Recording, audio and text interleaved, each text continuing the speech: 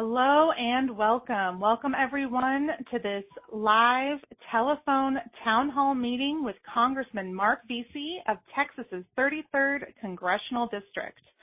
I see we have a few folks on the line with us now. Thank you so much for joining us this evening. Please stay on the line and our call will begin shortly. We will be joined by your Congressman Marc Veasey, who is here to provide you with updates and information regarding spotting and avoiding scam calls and answer your questions. I will run through this introduction again while we continue to connect to more of your neighbors in the 33rd Congressional District. For those of you who are just joining us, hello, good evening. You are live on the line for this telephone town hall meeting with Congressman Marc Veasey. Standing by is your congressman who will be providing important information regarding spotting and avoiding scam calls, as well as answering your questions. With that being said, we would love for you to bring your questions to us tonight. In order to submit your question this evening, please press 0 on your phone keypad. You will speak with an operator who will place your question in the queue. If you don't feel comfortable asking your question live this evening, that's fine. Just let your operator know you would rather have me read your question over the air. Either way, press 0 on your phone keypad to submit those questions. You can also sign up for email updates from Congressman Veasey's office by pressing 7. That's 0 to submit a question and 7 to sign up for those future email updates. You can do that now or at any time throughout this call tonight. Congressman Marc Veasey represents Texas's 33rd Congressional District in the United States House of Representatives. He's been serving folks in this district since he was first elected to the Texas State House in 2004, and as your congressman, he currently serves on the Committee on Energy and Commerce and House Armed Services Committee. Tonight, Congressman Veasey will be joined by Matt Werns, FTC's Southwestern Regional Director, and they will be giving you important information and resources regarding avoiding and spotting fraudulent scam calls.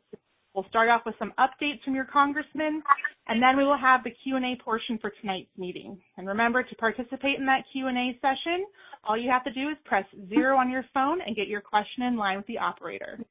Without further ado, I'd like to officially get us started off by turning it over to Congressman Veasey. Congressman, the floor is yours. Thank you so much. I really appreciate that. And I want to say good evening or late afternoon to everyone here in the North Texas area. This is Marc Veasey, your congressman for the 33rd Congressional District. And really, from the bottom of my heart, thank you very much for joining me today. And I want to offer out a big thanks to Matt. He's going to be our special guest from the Federal Trade Commission, joining us on this very important discussion to give some tools and information that all of us need to spot and avoid fraudulent scam calls. And since 2019, I've been a member of the House Energy and Commerce Committee, where I continue to push for legislation that protects constituents from scams and fraud happening online and over the phone. The work we do every day on this committee is helping all Americans protect themselves and their finances from fraud, especially older Americans who are most vulnerable to these attacks. Last Congress, I helped pass the Consumer Protection and Recovery Act in the House following the Supreme Court's decision to gut the FTC's authority to provide relief for victims of scam and fraud. The Consumer Protection and Recovery Act cements the FTC's ability to retrieve money for victims of fraud and scam and put a stop to unlawful business practices. It's urgent that the House reintroduces and passes this legislation once again so the Senate can vote on this important piece of legislation. We need to continue building on existing federal laws like the Telephone Consumer Protection Act and the Trace Act to protect consumers from telemarketer and scammer robocalls. Additionally, I wanted to thank to the Trace Act, the FCC. Because of the Trace Act, the FCC now has authority to impose civil penalties for each intentional violation, and you get notified with labels like scam likely when you receive calls from suspicious numbers. I look forward to continuing to build on these achievements and work with the Biden-Harris administration, along with the FCC and FTC, to protect hardworking North Texans from scams. And with that, I'm going to turn it over to Matt. Matt, thank you very much. I'll tell you, Matt, this particular call that we're doing tonight is personal to me. I lost my grandmother in 2019. She was 106 years old, and she was very careful about everything. And then when she turned around 99, 100, she got a lot of scam calls and fell prey to a few of them. And we need to protect our senior citizens and all of our citizens, regardless of age, as they are really, being targeted for a lot of these calls. And so, Matt, I'm going to turn it over to you, and thank you very much. Thank you very much, Congressman Veasey, and thank you for that powerful anecdote. I think you really hit on the core of what the FTC's mission is, which is protecting consumers and protecting them from scams that frequently prey on those of us who can least afford to lose our last dollar, and they take that last dollar and more. As Congressman said, I'm Matt Werns, the director of the FTC's Southwest region in Dallas. I'm here to talk to you today about consumer scams. Consumer fraud is a huge problem. It causes billions of dollars in harm per year. Scams invade our privacy, they take our identity, and they steal from our pocketbook. They prey on our trust, and they often violate the most vulnerable among us. The FTC uses all of our tools to protect American consumers from fraud. One of those tools is that the Commission sues to shut down scams and to get money back to consumers. And we're going to talk a bit later about how big of a problem consumer fraud is.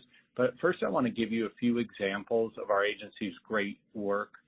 And then later on, we'll try to give you the tools that you need to spot, avoid, and report fraud that you see.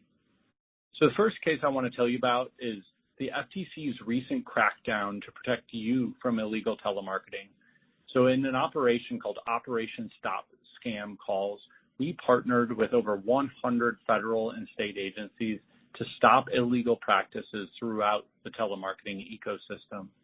My office in Dallas brought a case against a dialer that made more than 1 billion illegal calls, both robocalls and calls to numbers that are on the Do Not Call registry. The dialer had bought these numbers from websites that, on their face, they appeared to offer consumers jobs and insurance leads. But these opportunities were just the lure to get consumers to turn over their phone numbers, which were then sold to telemarketers like the one that we sued.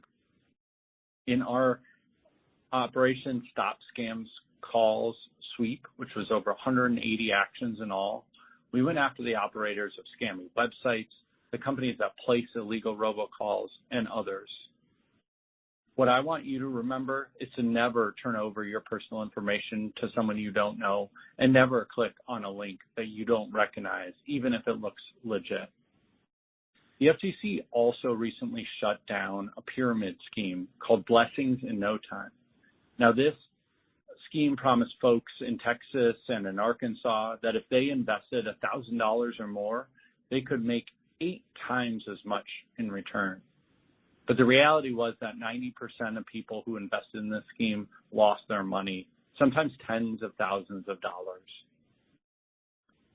Thanks to a federal court order, we shut down this scheme permanently and banned the people running it from participating in any multi-level marketing in the future. What I want you to understand about this case is that if you hear a promise of big returns, that's because it sounds too good to be true, and it probably is too good to be true. Now, consumers can lose their hard-earned money to shady practices in other ways, too. We've also seen large tech companies that use deception to pad their profits at a consumer's expense.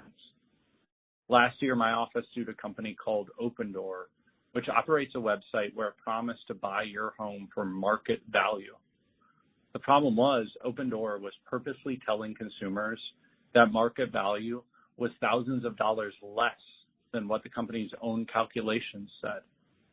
Of course, a house is the most valuable investment that many consumers have, and as a result, the company was cheating consumers out of thousands of dollars apiece. The FTC required Opendoor to stop its dishonest claims and pay more than $60 million, which we will be returning to consumers soon. In addition to holding scammers accountable, the FTC also works to get word out about consumer fraud. We collect information from consumers about the latest scams. You're going to hear me say a lot in the next hour, but you can go to reportfraud.ftc.gov to report any scam that you see. That gives us important information that allows us to bring the cases like the ones I just described. Based on what you tell us, we can investigate and shut down scams. But we also can use that information to spot trends early on and put out warnings on our consumer blogs and to audiences just like this. If you've been the victim of identity theft, you can go to identitytheft.gov, which is a website where you can report the scheme and also come up with a plan that is individualized to you based on the theft that you report. Finally, you can go to consumer.ftc.gov to read up about the latest schemes and find out about how you can help spread the word in your own community. If you go to consumer.ftc.gov right now, you'd find guidance on some of the biggest issues that we see, including impersonator scams, payments by wire transfer, which are an immediate red flag that you're dealing with a scam, and weather-related scams, where scammers use disasters or even just a nasty heat wave like the one we're all suffering through now to prey on needy consumers. Again, thank you to all of you for the chance to talk here tonight. Fantastic. Thank you so much to both of you gentlemen for your time and your opening remarks. And we do have several people who have taken advantage of pressing 0 to ask a question. We really appreciate it. If you have a question tonight, go ahead and press 0 on your phone. You can ask your question live over the air, or if you would prefer, I can read your question for you. Just let your operator know. That is what Jeff in Dallas has done. Our first question from Jeff is, how big of a problem is consumer fraud? Sure. The shortest way I can say it is it's a huge problem. So the FTC every year puts out our Consumer Sentinel Data Book, which is a book that summarizes the information about scams that are reported to us. This year's results are staggering. Nationwide, we received 2.4 million reports of fraud from people who told us that they lost more than $8.8 billion to fraud just last year. And that's a huge spike. I want you to know that that's up more than $2.6 billion just from the year before, from 2021. So when we talk about consumer fraud, it is a huge problem that every year takes billions of dollars out of Americans' pockets. Thank you very much. Congressman, did you have anything to add to that? No, I don't have anything to add. I'm just listening for this information so I can pass it along to people, because I get lots of when I'm out and about at different places, grocery store, different what have you, people stop me and ask me these questions. And so I'm trying to gather as much information by listening to our expert here, because I think that this is great news that I can share with constituents. Fantastic. Well, we really appreciate it. All right. So our next question then is from Judy in Forest Hill, who asks, what types of fraud are you seeing in Texas specifically? Sure. So looking at the same data that we've seen, that we look at nationwide, we can look at that same data for people in Texas specifically. And looking first at the numbers, I want you to know we've received in the last year a total of 400,000 plus reports from consumers of of fraud and identity theft, and that includes over 137,000 reports of fraud. People in Texas reported fraud losses of $555 million, with an average loss of about $660 per person. So this is not nickel and dime stuff. This is real money that people are losing to fraud. Now, looking at the types of fraud that we've seen specifically, consumers lost tens of millions of dollars last year to investment scams, which is more than any other category in 2022. Shortly after investment scams, you see imposter scams or impersonator scams with losses of $2.6 billion reported nationwide, which is also a rise. Now, impersonator scams, I think we've all seen those in our own lives. These encompass a wide range of consumer scams. It includes someone who is preying on a relationship that you trust in order to separate you from your personal information or your money. The person could be impersonating a company that you do business with, like Netflix or Amazon. It could be impersonating a government agency like the Social Security Administration or the IRS. It could be impersonating a loved one like a romantic interest or a grandchild. It could even be impersonating the Federal Trade Commission, which is something that we've seen recently where scammers have attempted to impersonate the FTC in order to get people to turn over their personal information or their money. In addition, we've seen huge numbers of scams related to bank transfers or payments related to cryptocurrency. And increasingly, we're seeing scams that are perpetrated by text message as opposed to calls or social media. They're definitely getting crafty. I wanted to add something also on that because I know, just from personal family experience too, that a lot of senior citizens in particular sometimes are afraid to call the police, particularly if they live by themselves. They're afraid that they'll be vulnerable if they were to have someone properly dealt with by the authorities. And I'm just encouraging everyone, if you feel that you have been a victim of some sort of fraud or scam, to definitely call the proper authorities and don't be afraid because you can certainly get help. And if you call, it's less likely to happen to the next person. Thank you. Congressman, that's an excellent point. I'm so glad you raised it. One of my colleagues at the FTC likes to say that that you can recognize a scam by the 4 Ps, which is often the scammer is pretending to be someone else. So that's your first P. Second, they pose a problem that needs solving. Maybe you owe back taxes. Maybe a package is getting delivered to you.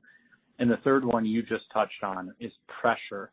They put pressure on you to keep you from your loved ones, to keep you from your common sense, to keep you from the trusted authorities that you mentioned.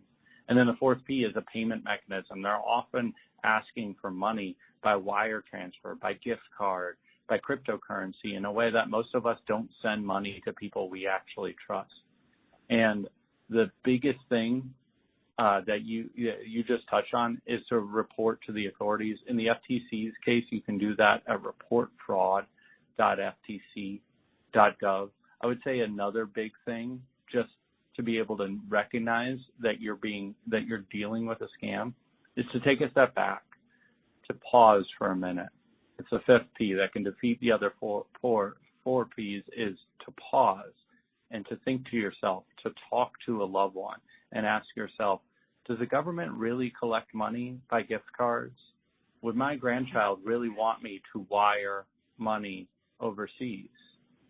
Does any of this sound like any of the problems I've seen before in the decades of accumulated wisdom that I have? If it doesn't, it's probably a scam, and you should be reporting it to the authorities just like the Congressman suggested. Absolutely. And Matt, you mentioned personal information. What qualifies as personal information? Sure. So personal information can include It can be as simple as, in the case I mentioned, your name and your telephone number. It may be that a telemarketer is trying to get your number in order to be able to call you. It can be more complicated than that too. It can be your bank account information. It can be your social security number. That bank account information can potentially be used to siphon money out of your bank account. It can be a social security number that can be used to file a false income tax return on your behalf. Any of these hallmarks of your personal identity can be used against you later.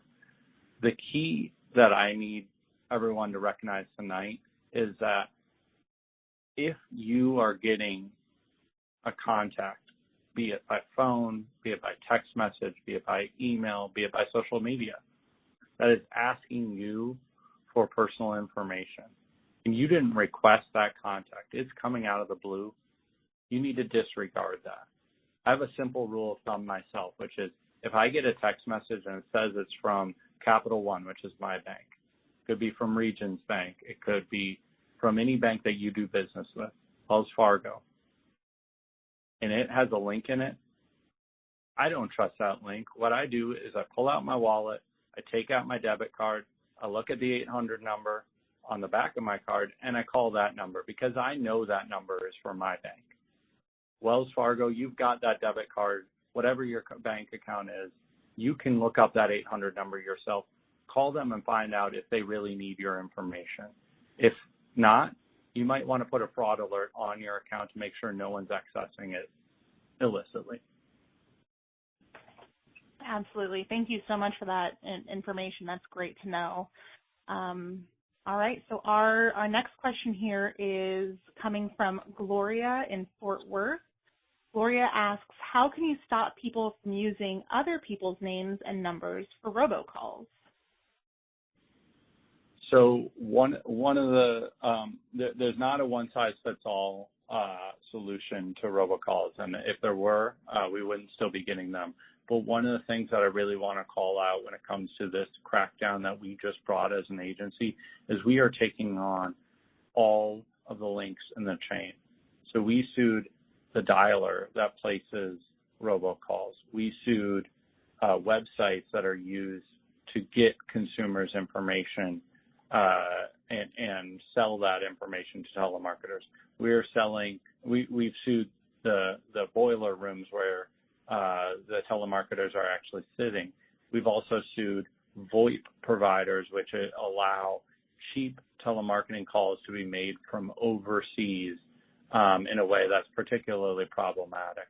And to Gloria's question, we've even sued folks who specialize in what's called spoofing telephone numbers and names to make it appear as the call might be coming from next door when it's really coming from overseas.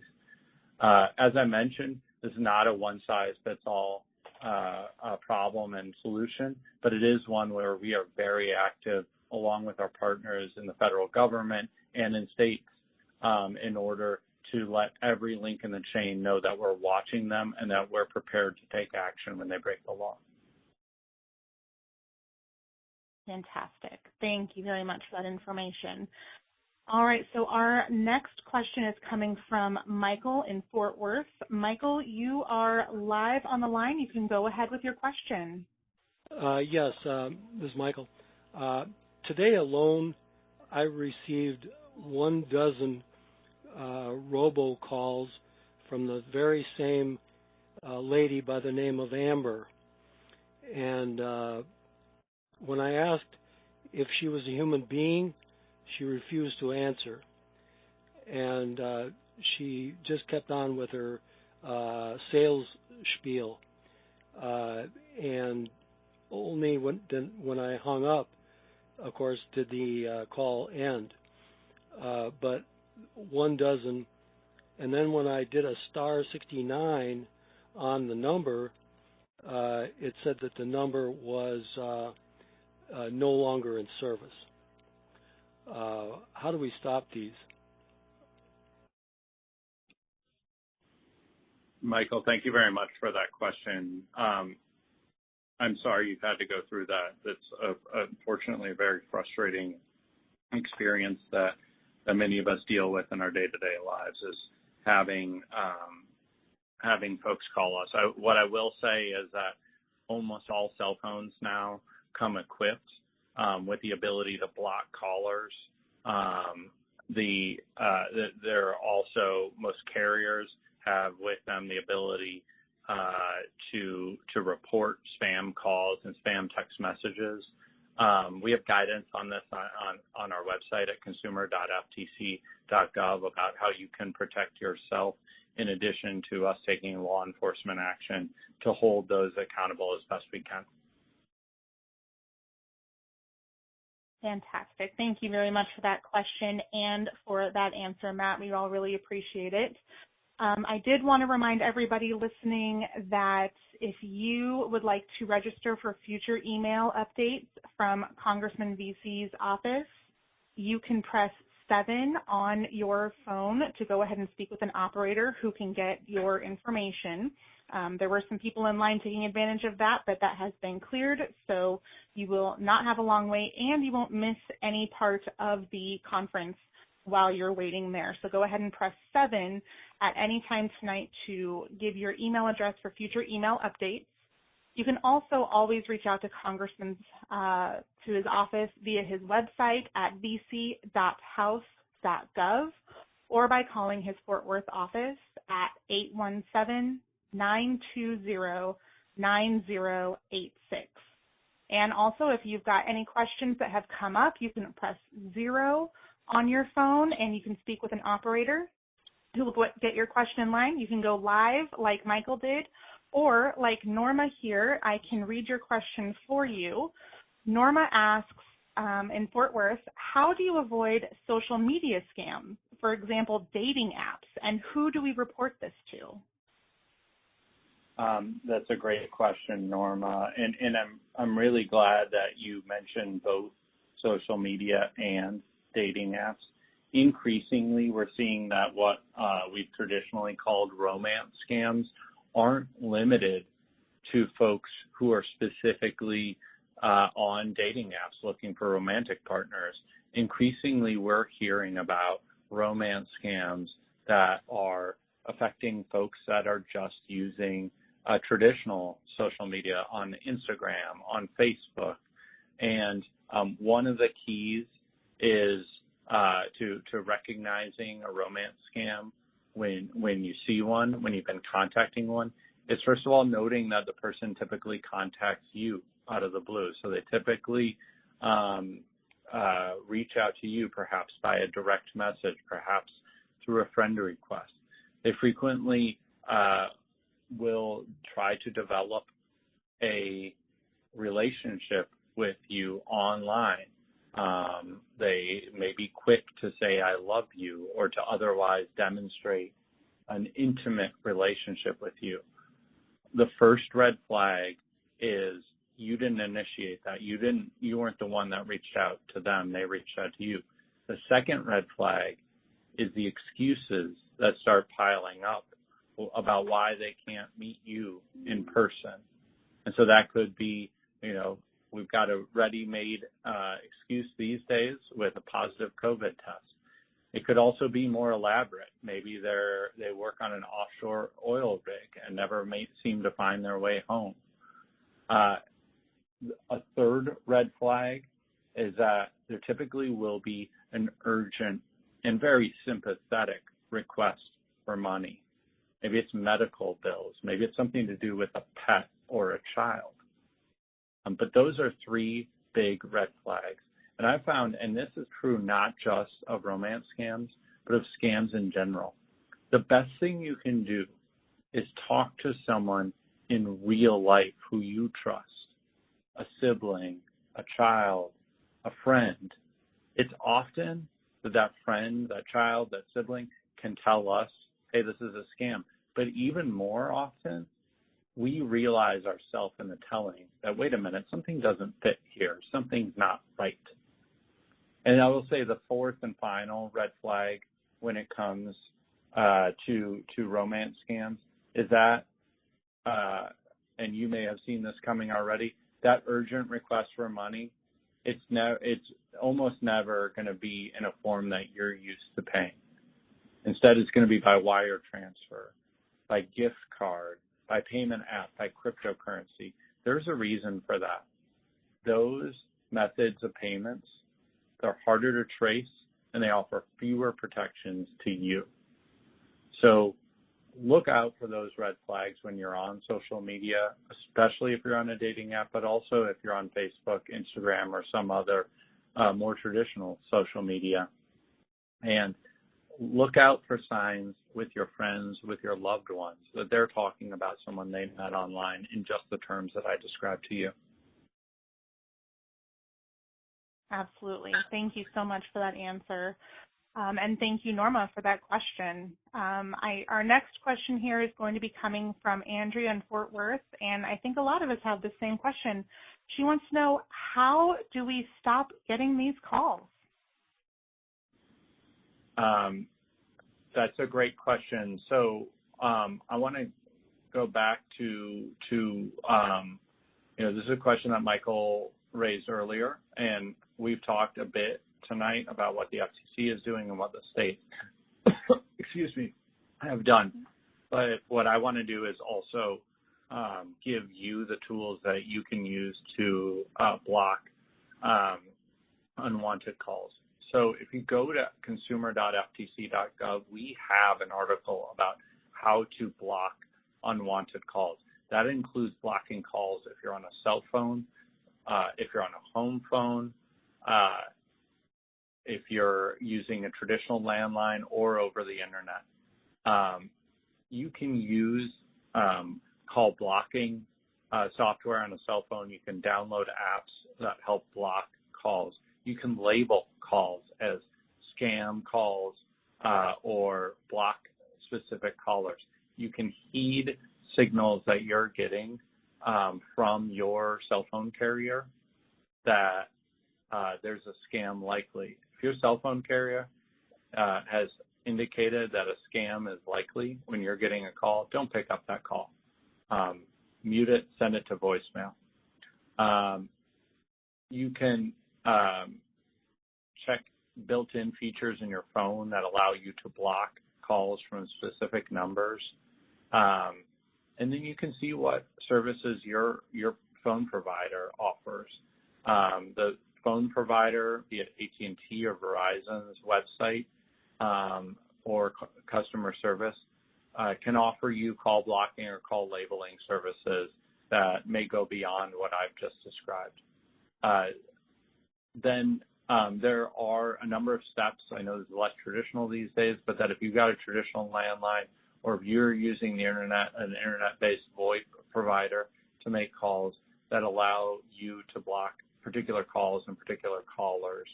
All that guidance is on our website, again, at consumer.ftc.gov. I would encourage everyone to look into that because we can take out callers here and there. We can, or dialers here and there. We can take out telemarketers. We can even bring full-on crackdowns against 100-plus telemarketers like we in the States have done. But one of the best things you can do is use the tools that are at your disposal to block calls that you don't want. That's great. Excuse me. That is really great information on how to, kind of help ourselves as well. Thank you so much for that. Our next question here will be coming from Alberta in Fort Worth. Alberta, you are live on the line. Go ahead with your question. My question was, how do you do follow-ups after you have reported basically fraudulent, I guess I'll just say just theft in general? This happened back in October, and it was really a very weak point for me. I was actually undergoing treatment, radiation treatment. My car was totaled, and I needed to rent a car. And there was some fictitious website set up as Turo Auto Rental. I did not know at the time, but they conned me out of $800+. promising a rental that I never received. On the second day, I reported it to the Fort Worth Police Department, and I did a couple follow-ups, and they asked me to submit all the information, and I have, and I've been waiting since like October, and I haven't heard. They said they were going to turn it over to the, if I'm not mistaken, I think they said they would turn it over to the FBI because they thought it was something that was going on from overseas. But I'm yet to hear from anyone, so in this case, what do you do? I've been waiting quite a while. Mm-hmm. Ms. Roberta, I'm really sorry to hear about that, and particularly at such a vulnerable time for you. I can only imagine the violation of trust and the draining on your bank account that must have caused. I mean, at least a double whammy, and I'm so sorry to hear that you went through that. In circumstances like yours, the first step, I'm going to give advice first to folks that may deal with this situation in the future, which is as soon as you realize you've been defrauded out of money, contact the credit card, the bank, the payment service that you use, and let them know that you've been defrauded. It's frequently the case, especially if you paid by bank account or by credit card, that you may have some ability to get that money back through a fraud complaint. Those fraud complaints may not go as far through less traditional, if you paid by less traditional means like wire transfer, gift card, or cryptocurrency, but it's essential that we report fraud to the financial institution and by the payment mechanism that we use. Now, I think you absolutely did the right thing as well in filing a report with the police department, and hopefully if there's a criminal to be found there, that they're brought to justice. I would always recommend as well reporting to the Better Business Bureau locally and to the state attorneys general. Those will frequently interact with someone who has taken money from you in a way that may shame them into getting money back to you. But again, just to recap, when you get scammed, the very first thing you should do if you've lost money is contact your payment institution in an effort to try to get that money back. You should also report it to the FTC at reportfraud.ftc.gov and with the other organizations I mentioned. Wonderful. Thank you. And Alberta, I'm so sorry that happened to you, and I really hope that you were able to get some resolution soon. So it looks like we are getting ready to do our last call here for questions and for email update sign-up. So if you would like to give your email address to an operator to sign up for Congressman Marc Veasey's email alerts, you can press 7 to do that at this time.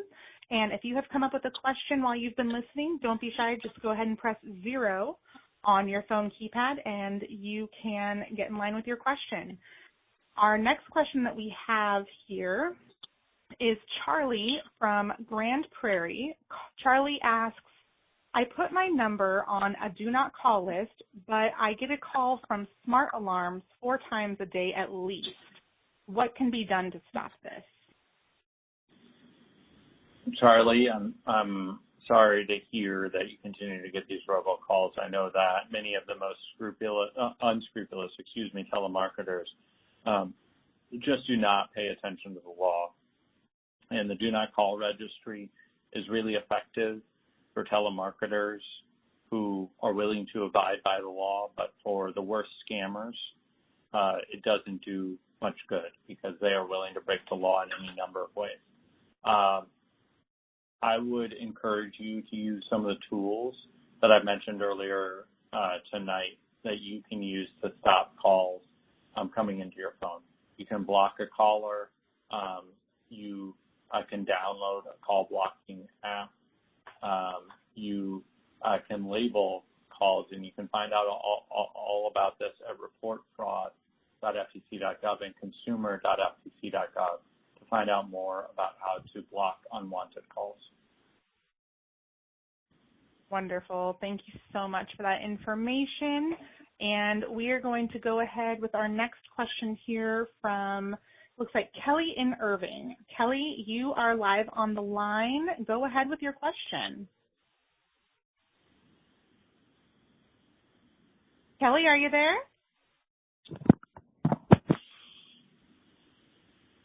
All right. Well, it looks like Kelly may have walked away from the phone. That's okay. I have the question here. Kelly had asked, with the rise of AI, what is being considered fraudulent activity and what can be done about it? What a great question, Kelly. That's a terrific question. I'm so glad that Kelly asked it. You know, one of the things I think about a lot when it comes to AI is that a lot of the telltale signs that we've used in the past to help consumers identify, avoid, and report fraud are going to become problematic when it comes to AI. So it used to be that we could identify a spam email because there might be a word misspelled in it, or there might be something where, you know, the sentence just doesn't read like it was written by a native English speaker, or you might hear someone calling from a loud call center in a foreign accent in a way that suggested to you, this person doesn't sound like my local bank. Those tools that we use to identify fraud are going to become harder and harder to use in the future as AI allows voice cloning, as it allows translation services that may become better and better. That's going to make it all the more important for us to use some of those tools that I've mentioned right tonight. So if someone calls you from a number you don't recognize and they're selling you something, hang up if you don't trust it. If you get a link sent to you by text message urgently requesting you to pay money or to turn over your personal information, don't respond to that. Contact your financial institution, contact Amazon, contact whoever the sender says that they are, but use the contact information that you have, not the ones that the scammer is using. And stop and think and talk to someone you know, because AI can get really good, and I'm sure it will. But those tools are still going to be at your disposal. Use the time that you need, talk to someone you trust, use that independent contact information in order to avoid giving money or turning over your personal information to someone that you shouldn't. Fantastic. Thank you so much. Thank you, Kelly, for the question, and thank you for that information. AI, I mean, spammers are getting tricky, and AI is a whole other level, so I'm really glad that that question was asked. Our next question is coming from Jeff in Fort Worth. Jeff, you are live on the line. Go ahead with your question. Hi there. My question has to do with updates, particularly on my cell phone and so forth. Many times if I'm in, for example, my banking app or credit card apps or, say, my internet app, you know, all of those apps are pretty important. Every now and then I get an update that says, hey, you have an update ready, hit OK. I'm real hesitant to do that because I don't know if it's real or not, if it's some scammer wanting to get inside my app and I'm giving them permission. What should I do with those kinds of things? Jeff, I'm really glad you asked that, and I think you've got the right instincts, which is to pause and think twice before you install any updates that are being pushed to you in real time. One of the risks that I think you've really honed in on is that there's a particular type of imposter scam called a tech support scam that tends to notify consumers that they have an urgent update that needs installing on their computer, that they've got a virus that maybe has been identified and needs to be urgently dealt with. That is the type of pressure that, thinking back to those 4 Ps I mentioned earlier, that's the type of pressure that a scammer uses. And usually what they're trying to do is do one of two things. Install malicious software on your phone or on your computer that then can be used to scrape your personal information and steal your identity.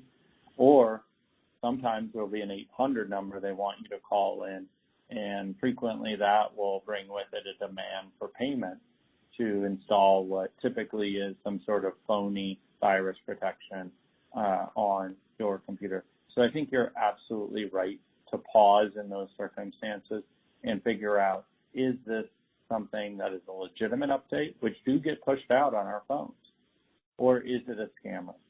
What I do in those circumstances is, number one, I try to close out of any sensitive apps that are concerning me. Number two, I typically turn off and restart the device that I'm working on. Frequently, legitimate updates will be installed by an automatic startup when you start back up, when you reboot the device. And then last but not least, if I still have doubts, maybe I'm noticing that my computer is running slowly, maybe I'm having trouble closing out an application on my device that I just don't recognize. I don't know where it came from. I take it to a brick and mortar operation that can actually take a look at my device and see what's going on. I take it to, maybe it's the Apple Store, maybe it's the Geek Squad, maybe it's another IT service, where they can take a real look with hands-on and figure out whether there's anything going on with my phone that I need to know about. Fantastic. Thank you so much. Thank you, Jeff, for that question and for the answer, Matt.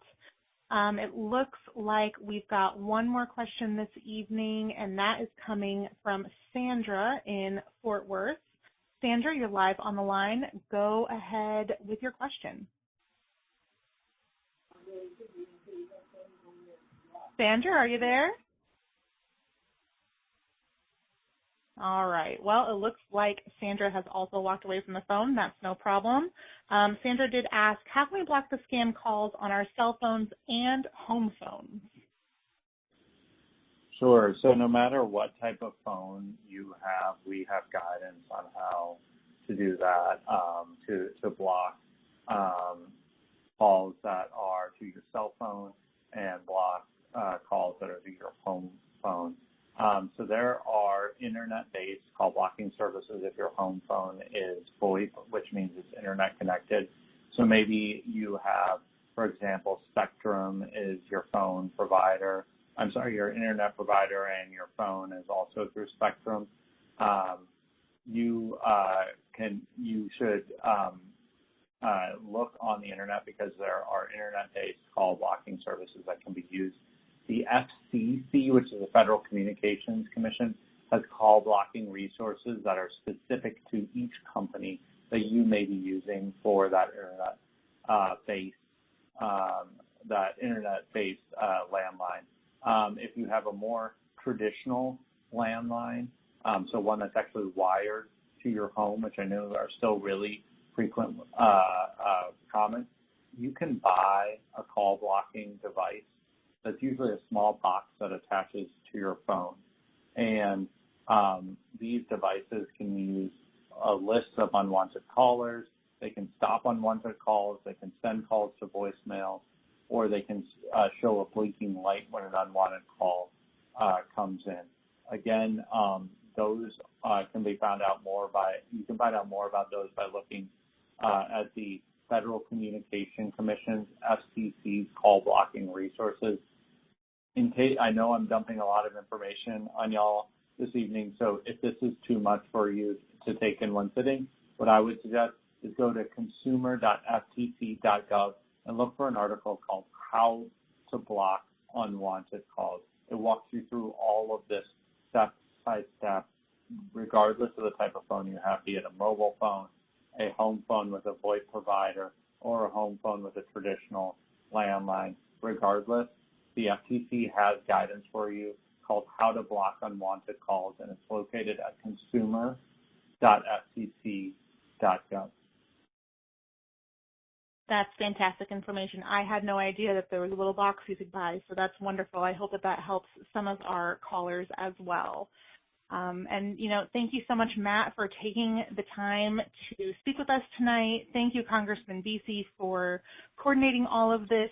We've had a lot of great questions this evening, and it does look like we've answered as many as we could in our allotted time. Congressman Veasey is going to come back on and give us some closing remarks, but if you still have questions, comments, or concerns, please stay on the line till the very end of the call and leave a voicemail message. Simply follow the prompts and leave us your name and best contact information so a member of the Congressman's team can get back in touch with you. It has been a pleasure spending about the last hour with all of you. Thank you so much for your time and participation. Congressman Veasey, any last words from you, sir? Yeah, absolutely. I was going to say, first of all, thank you for sharing your evening with me. I want to thank the moderator and all the constituents out there, our special guest that did a outstanding job. Matt, thank you again for this very useful information. You can tell by the questions that you received just how many people are really concerned about this, how many people are getting these calls, and that they're concerned about them.